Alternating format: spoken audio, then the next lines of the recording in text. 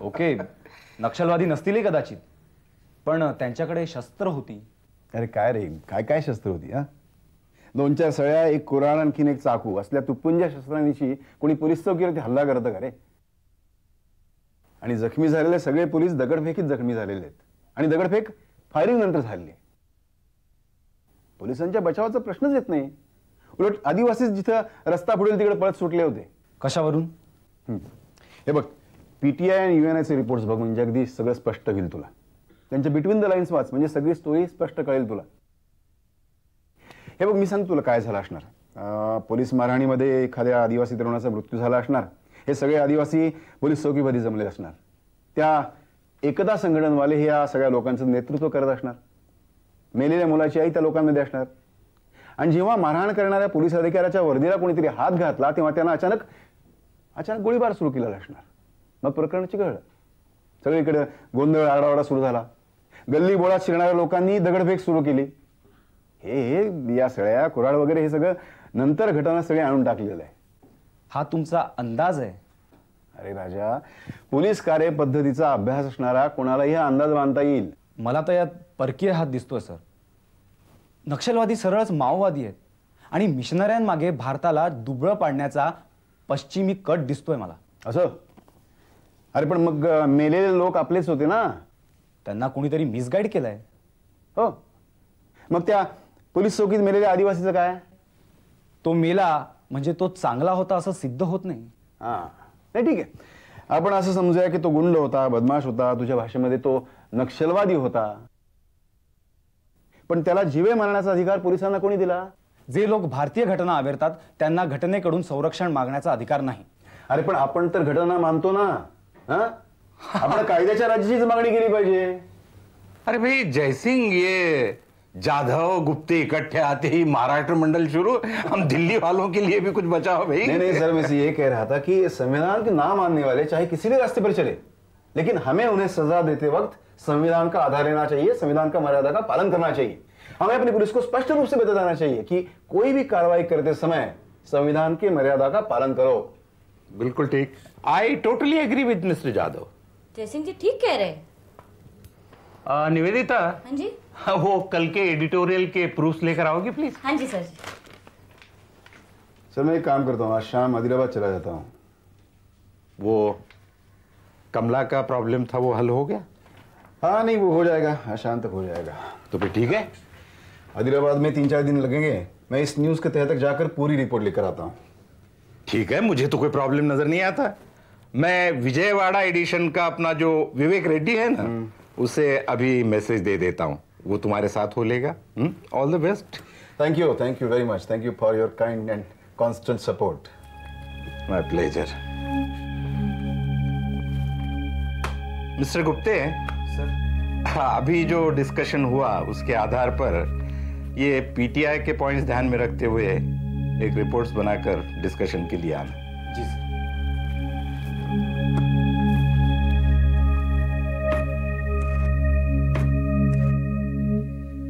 सरिता,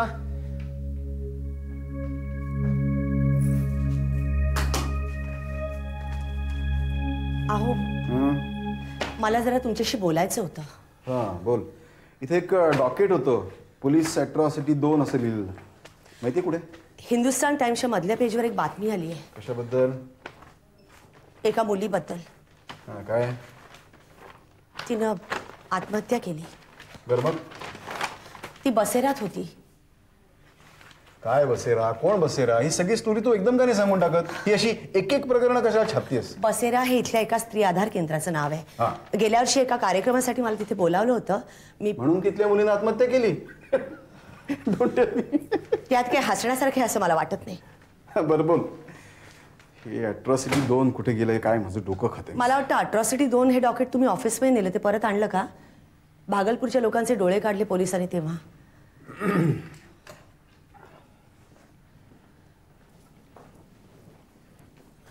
आता मी बोलू का? हे बघा, त्या मुलीने आत्महत्या केली कारण तिला संस्थेच्या चालकांकडूनच धोका होता. तिच्या खोलीच्या भिंतीवर मंगळवार हा घातवार आहे असं लिहिलं होतं. दर मंगळवारी त्या संस्थेचे संचालक तिकडे भेट द्यायचे, तिला कार्यालयात बोलवायचे आणि तिच्या अंगसटीला यायचे. म्हणून मी कमलालाही नारी निकेतनमध्ये ठेवू नये असं तुला वाटतं? शक्य असल्यास हो. कमला हा विषय माझ्या दृष्टीने संपलेला आहे आणि संपलेल्या विषयावरती चर्चा करण्यात इतपत मी रिकामटेकडा नाही. हे बघ, मला आंध्र प्रदेशमध्ये यायचं, तिथं कुठेतरी आदिवासींवरती गोळीबार झाला आहे. तिथली बातमी मला आजच आणायची आणि नेमकाच हा नारी निकेतनचा मॅनेजरही भेटत नाही. तरी सुद्धा ओके, तुझी भुणभुण कायमची बंद करावी म्हणून मी तुला विचारतो की हे सगळं कसं काय जमायचं?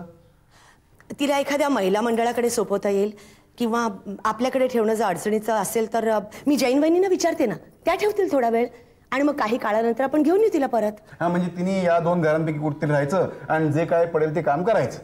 हो, म्हणजे तिला चांगलं घर मिळावं म्हणून. आणि मग पुढं तिचं लग्न वगैरे का तिनं आयुष्यभर अशाच खस्ता खायच्या? नाही, कोणी चांगलं मिळालं तर. हा, म्हणजे ते आपणच बघायचं, जमलं तर. हो. आणि पुढे जाऊन तिच्या नवऱ्याने तिला वाईट वागवलं नाही, मग तिला आपण परत बोलू. मग इतका दूरचा विचार कशासाठी करायचा आपण? का नाही करायचा? तिचा आयुष्याचं कल्याण करण्याचा मग आपण तर घेतलाय. तुम्ही अतिशयोक्ती करून माझं बोलणं मूर्खपणाचं ठरवताय, पण ते तसं नाही आहे. तिने सन्मानानं जगावं. निदान जिथे तिच्यावर अत्याचार होणार असतील असं आपल्याला वाटतं तिथे तिने जाऊ नये असं मला वाटतं. आणि हे का तर मी तिच्यावरती बातमी लिहिली म्हणून. हो, तुम्ही बातमी छापलीत, तिला वापरलीत आणि मुख्य म्हणजे तिच्या जीवनात हस्तक्षेप करून तुम्ही तिला इथे आणलत. मी तिच्या जीवनात हस्तक्षेप करून तिला इथं आणलं, यात कोणता गुन्हा केला मी? हा, काय बिघडलं? काहीतरीच काय बोलते तू तर. असं चित्र रेखाटतेस की ती लोहार डागामध्ये अगदी सुखात जगत होती. ती सुखात नसेलही. नव्हतीच. खायचे प्यायचे देखील वांदे होते. घरातल्या बायका मुली विकण्याची पद्धत उगाच नाही पडत. त्यातल्या त्यात यांचं कुटुंब बरं मानलं जात असावं, कारण यांच्या घरी 3 मुली. एक मुलगी विकली गेली की 1 वर्ष छान. प्रश्न तो नाहीये. नाही कसा? हा, नाही कसा? मी जर हिला विकत घेतलं नसतं ना तर ही कुठल्या तरी जमीनदाराकडे साडी चोळीवरती राबली असती किंवा नौटंकीमध्ये नाचली असती, नाहीतर एखाद्या कोठ्यावर विकली गेली असती किंवा कोणाची तरी भोगदासी म्हणून राहिली असती. आणि हे देखील केव्हा? विकली गेली असती तर. विकली गेली नसती तर दिवसभर आई बापाच्या आणि भावंडांच्या शिव्या खात दिसेल तो हिरवा पाला ओरबडत आपण केव्हा विकले जाऊ याची स्वप्न बघत जगली असती. मी तिच्या जीवनात हस्तक्षेप करून तिला इथं आणलं, यात काय गुन्हा केला मी? काय बिघडलं? हा, म्हणजे आता छानपैकी नारी निकेतनमध्ये राहील, खाईल पिली व्यवस्थित. हा, आता तू म्हणतेस तसं कुणीतरी तिच्याशी लगट करू बघेलही. अगं पण काय करणार? ते तिचं नशीब आहे. तिच्या जीवनाची ही भयानकताच तर आम्हाला मांडायची होती. पण मग तुम्ही तिला आशा का दाखवलीत? आता मी जरा तिच्याशी गोड बोललो, इथं राहायला आवडेल का, हा माझा गुन्हा झाला का? हे बघा, तिनं काय केलं असतं किंवा तिचं काय झालं असतं इथे हा प्रश्न नाही आहे. कदाचित तुम्ही म्हणता तसं ती कुणाची तरी भोगदासी म्हणून राहिली सुद्धा असती, पण आपल्या संपर्कात येऊन सुद्धा तिने कुणाची तरी बटीक म्हणून राहावं का? हे आपल्याला बरं वाटेल का? हे बघ, मी तिच्या आयुष्याचं कल्याण करण्याचं कॉन्ट्रॅक्ट घेतलेलं नाही. हो, पण ती समजते की तुम्ही तिची जबाबदारी घेतलीत. तुम्ही तिला खरेदी केलीत, इथपर्यंत आणलत, तर तुम्ही तिच्या बऱ्या वाट्याची जबाबदारी घेतली. आणि तुम्ही तिला किंवा तिच्या वडिलांना सांगितलं का की मी तिला अशा कारणासाठी विकत घेतली आहे? मी सांगून तिला कळलं असतं? तिला कळेल किंवा कळणार नाही, आपलं कर्तव्य नाही का? सरिता, पहिल्याच दिवशी कमलाबाईंनी कमलासाठी फुटका कप काढला. मी तो कप फेकून दिला आणि दुसरा दिला. कदाचित कमलाला त्या फुटक्या कपाने चहा पिऊन काही फरक पडला नसता, पण मला पडत होता. मी स्वतःच्या नजरेत अत्यंत क्षुद्र, खुजी आणि बारीकी करणारी ठरत होती आणि मला तसं व्हायचं नव्हतं. प्रेस कॉन्फरन्समध्ये कमलाचं हसं झालं. त्यातलं तिला काही फारसं कळलं नाही, पण आपण ते होऊ दिलं म्हणजे आपण अपराधी नाही का? पेपरमध्ये उच्च रवानी ओरडलात की आदिवासी सुद्धा माणूस आहे, त्याची मूल्य आहेत, आणि मग त्याला फक्त पुरावा म्हणून सादर करून तुम्ही स्वतःच्या तत्वाला हरताळ नाही का फासलात? तुम्ही माझे पती आहात, मी हे सगळं कसं होऊ देऊ? सरिता, तू भानावरती आहेस का? हे बघा, तुम्ही तिची सगळी जबाबदारी घ्या असं नाही माझं म्हणणं, पण निदान तिला साथ तरी द्या. पत्रकाराची जबाबदारी फक्त बातमी देण्यापुरती असते. एखाद्या प्रश्नाकडे समाजाचं लक्ष वेधावं एवढंच असते.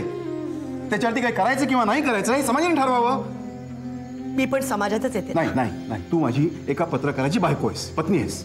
हे बघा, तुम्ही तिला माझ्यावर सोपवलीत, तिचं सगळं करायला लावलं, मग हे चुकलं माझं. तिला एखाद्या हॉटेलमध्ये किंवा हॉस्टेलमध्ये टाकले असतं ना तर बरं झालं असतं. पण आता मला गुंतवलं. चूक झाली.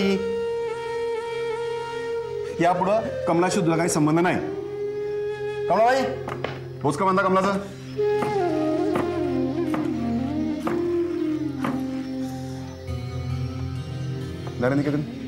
नारी निकेतन. हाँ, मैं जयसिंह यादव बोल रहा हूँ. मैनेजर साहब, हाँ मैं उस लड़की को लेकर आ रहा हूँ. तो लेडी डॉक्टर को बुला लीजिए. आप इसलिए रुके हैं. मी येते बरोबर. तू बरोबर यायचं नाही. मला बघता येईल सगळं तिथे. तुझा कमलाचा काही संबंध नाही. यापुढे तिच्याशी एक शब्द देखील उच्चारायचा नाही. यापुढे तुझ्यावरती कुठलीही कमलाची जबाबदारी नाही. आता मी आंध्रमध्ये निघालोय, 8-10 आदिवासी तिथनं घेऊन आलो, तर त्यांना काय घरात ठेवून घेणार आहेस? काम काय, आपली ताकद केवढी, घराची धर्मशाळा करायला निघाली. कमलाबाई,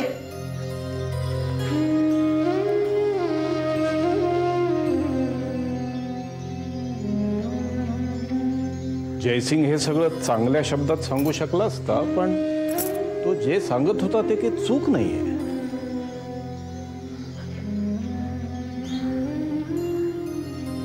मला कळतंय सरिता, तुझे अश्रू फक्त कमलासाठी नाहीये, हो ना?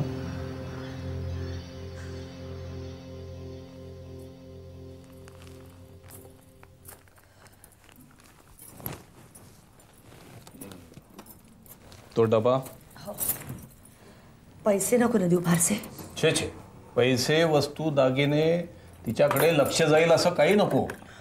हा, कधी तुला वाटलं तर जाऊन तिला भेटून ये. हा, आणि गरज असेल तर तात्पुरतं तेवढं काहीतरी दे. काय?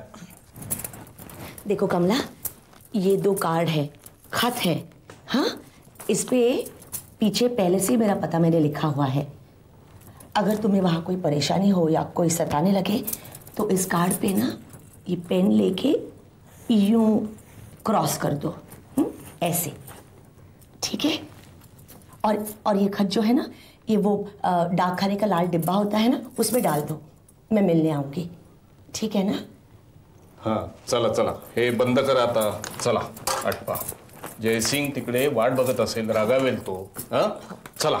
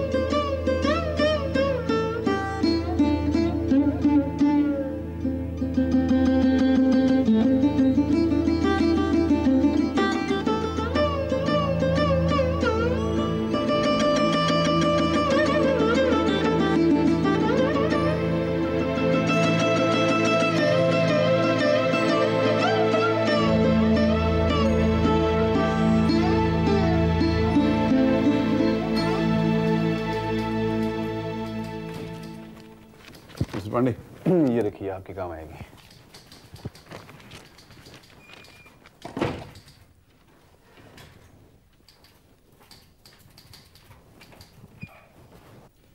सर, पुलिस एट्रॉसिटी का पूरा कवरेज मेरे पास है. वो विवेक रेड्डी से कांटेक्ट हुआ? हाँ. अरे पर आनंद अभी अभी गया, ये उससे देना चाहिए था. उसे क्यों? वो जा रहा है ना आदिलाबाद. वो? हाँ. लेकिन उसे इस केस का एबीसी तक नहीं मालूम.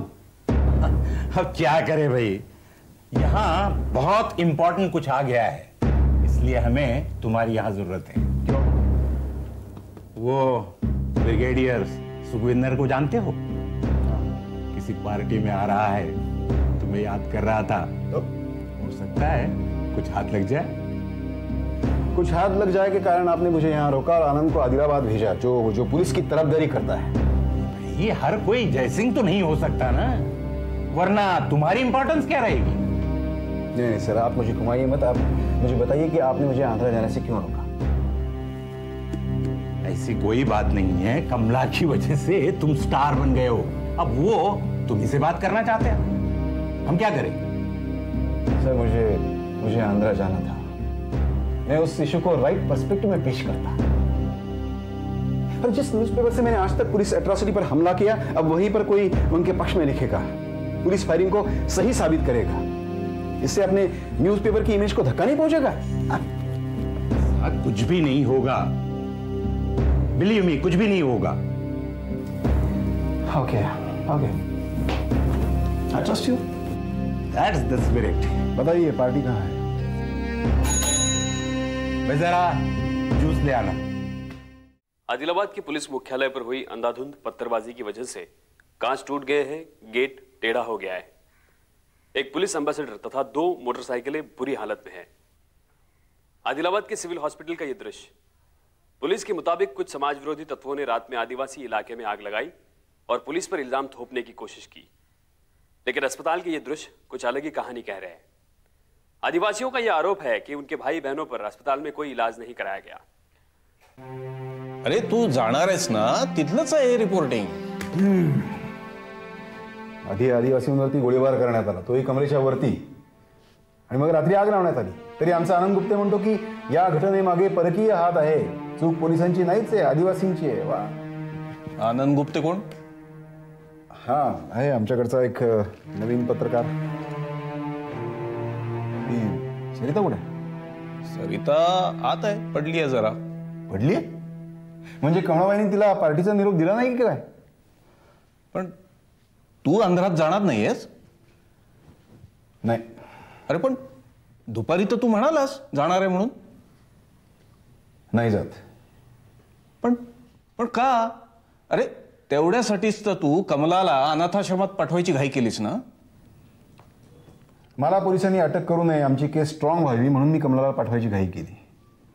हो, पण आंध्राला जायचा विचार का बदललास तू? मी नाही बदलला, आमच्या ऑफिसनं बदललाय। ऑफिसनं? का?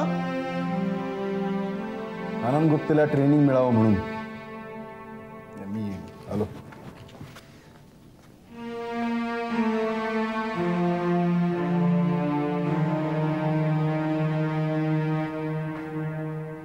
काय ग, डोकं दुखतंय? ताप वगैरे? नाही। मग चल निघ लवकर, आपल्याला पार्टीला जायचंय। आणि हा, मी ती त्रिवेंद्रमवरनं आणलेली साडी नेस, बऱ्याच दिवसात पार्टीला नेसली नाहीस तू। आणि जरा चेहरा सुधार ना, थोरातूनकडे जायचं आपल्याला। तुम्ही आदिलाबादला जाणार होतात, ते कॅन्सल झालं। त्यानंतर पार्टीचं ठरलं। त्यामागे हे कारण तर नाही ना की कमलावरून आपला वाद झालाय, मला वाईट वाटतंय, तर माझ्याजवळ राहावं 2 दिवस? नाही नाही, म्हणजे माझी तशी अपेक्षा नव्हतीच।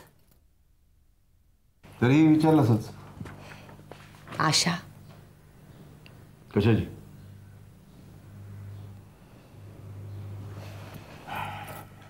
हे आमच्या संपादकांचंही मंद डोकं फिरतं। त्या आनंद गुप्तेला आदिलाबादला पाठवलंय। मस्का मारला असणार। आमच्या ऑफिसमध्ये बऱ्याच भानगडी चालल्यात। कमलाचं काय झालं? काय? कमलाचं काय झालं? हा, तिचं काय होणार? ती आहे त्या नारी निकेतनमध्ये। पोलीस उद्या त्यांची बाजू कोर्टासमोर मांडतील आणि हे माझं सगळं वकील बघेल ना। तू चल ना, तू वाटत ना लवकर। मी येत नाहीये। का?